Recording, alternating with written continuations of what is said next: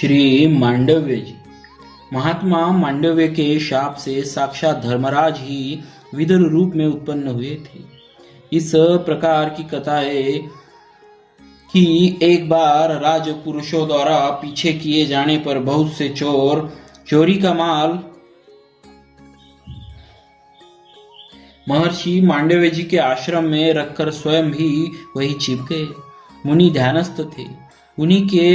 उन्हें इस बात की किंचित जानकारी नहीं थी, अतः राजपुरुषों ने पूछने पर उन्होंने कुछ नहीं कहा।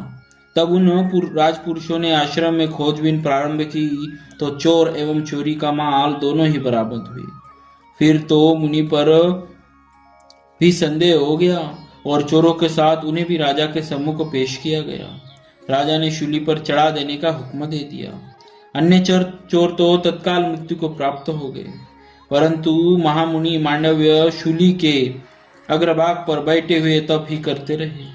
बहुत दिनों तक इस प्रकार तपोधन मुनि को शूली पर बैठे देख राज कर्मचारियों ने जाकर राजा से यह सब समाचार निवेदन किया। राजा तत्काल ही दौड़े गए और विविध प्रकार के अनुनय विनय कर अपराध के लिए क्षमा याचना करते हुए मुनि को शूली से उतार दिया। शूली की किंचित अनी शरीर में प्रविष्ट हो गई थी, जो निकलने का प्रयत्न करने पर भी नहीं निकल सकी, तो उसे काट दिया गया। शूली की अनी को शरीर में धारण करने से आगे चलकर इनका नाम अनी मांडव्य पड़ गया। एक बार महर्षि ने धर्मराज के पास जाकर उन्हें उल्हाना देते हुए कहा, मैंने अनजाने में कौन सा ऐसा पाप किया है जिसके फल का भोग मुझे इस रूप में प्राप्त हुआ। मुझे शीघ्र इसका रहस्य बताओ और फिर मेरी तपस्या का फल देखो। धर्मराज ने कहा, आपने बाल्यावस्था में एक पतंगे के पुच्छ भाग में सिंक चुबो दिया था, उसी का यह फल मिला। ऋषि ने कहा, एक तो बाल्यावस्था में धर्मशास्त्र का ज्ञान नहीं होता, दूसरे तुमने थोड़े से अपराध में मुझे बहुत बड़ा दंड दिया है, अतः मैं तुम्हें शाप दूंगा।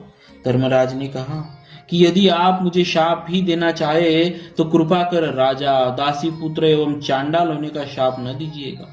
मुनि ने क्रुद्ध होकर कहा, तुम तीनों हो जाओ।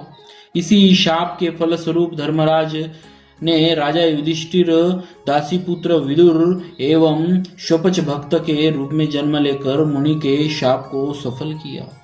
बोलिए श्री मांडव्य जी महाराज की जय। भक्तवत्सल भगवान की जय।